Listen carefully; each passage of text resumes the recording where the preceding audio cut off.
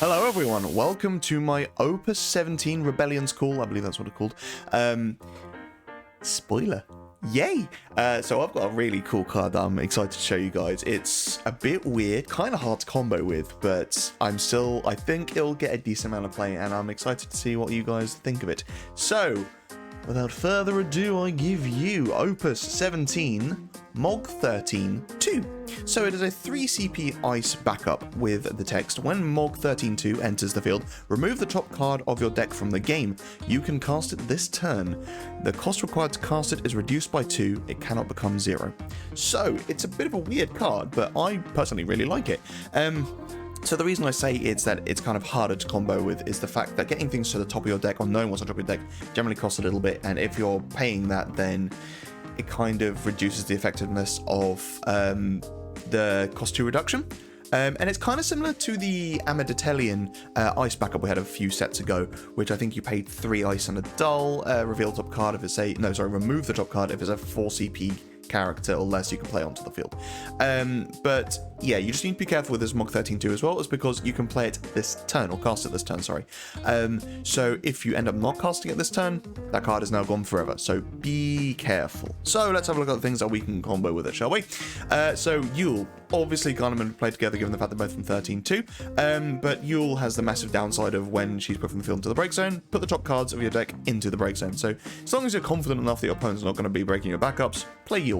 But yet Yule allows you to look at the top card of your deck, and you can only use this ability once per turn. But it means that you can keep looking at the top of your deck until you see something you want to pay for 2 CP less potentially, and then play Mog 13-2. What's nice about Yule as well, actually, is the fact that you look at the top card of your deck, don't reveal, so your opponent doesn't know what it is. Now, ironically, when Mog 13 removes the card, your opponent will then know what it is, but it means that if you keep on consistently using Yule, you're not revealing to your opponent what's in your deck as well, only you get to see that. There are other ways of doing this as well. You could use the Light Una forward, where you can keep looking at the top card if it's a summon, cast it, but it means you can just keep paying 0 to keep looking at the top card of your deck.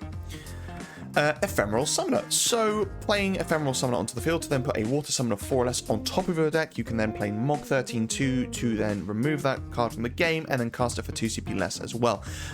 So you can put something like Fanfare or Tomos on top of the deck, or it could be something along the lines of the Bigger Leviathan to get something back to hand and bounce something. There's loads of good water summons. Who knows, maybe you could even do Mind Flayer, pay 2 CP to then cast anything from your opponent's deck.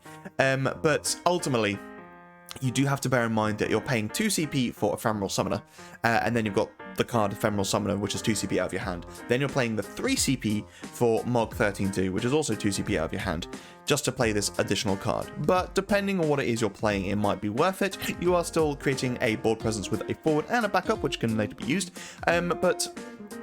You just kind of want to make sure that you're not just heavily investing in something where ultimately doesn't really actually benefit you that much.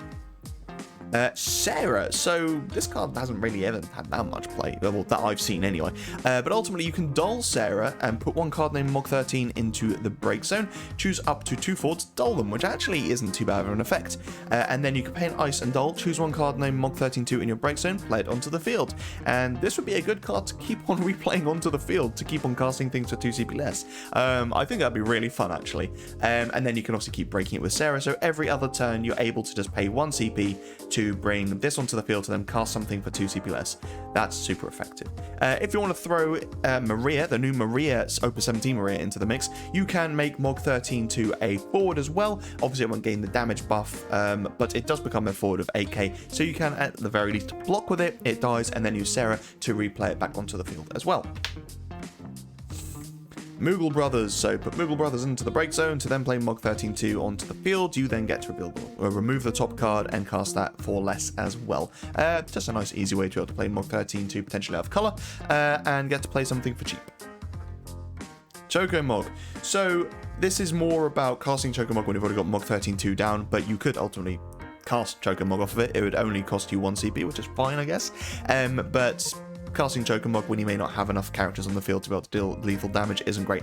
But ultimately, Mog is a Moogle, obviously, and this kind of fits nicely in a Storm deck, actually, because you've got the Ice Moogle, the Wind Summon, and Storm will probably be running something like Choco Latte, or maybe even, probably not actually, but you can probably do Mono Wind Storm now. Fat Chocobo, the forward from 599. But either way, being able to have a Moogle and a Chocobo on the field at the same point is what I'm getting at, which then allows you to use Chocomog's effect to be able to draw you a card, as well as dealing damage to something. And finally a Tomos, because yeah, it's just quite a nice card, because ultimately you can play Mog onto the field, reveal the top card, cast it for 2 CP less. That's then your second cast, because you've cast Mog and then you've cast that card, at which point you get to reactivate 2 CP as well. So not only are you gaining 2 CP off of Mog's cost reduction of that card, but you're also refunding yourself 2 CP as well. So provided you are playing a 4 CP card or less, technically you're getting it for free. And it could also be a case of you cast Mog 13-2, and then you cast something else, you get your 2 CP back. You can then use that 2 CP to cast something for cheaper as well. So either way, I think these two cards are a really good match together, and there can be some janky stuff done with them. Thank you ever so much for watching, guys. Yeah, man, I just think Mog 13-2 is a really cool card. Ice has a few more of these cards now where you get to kind of cast things for free.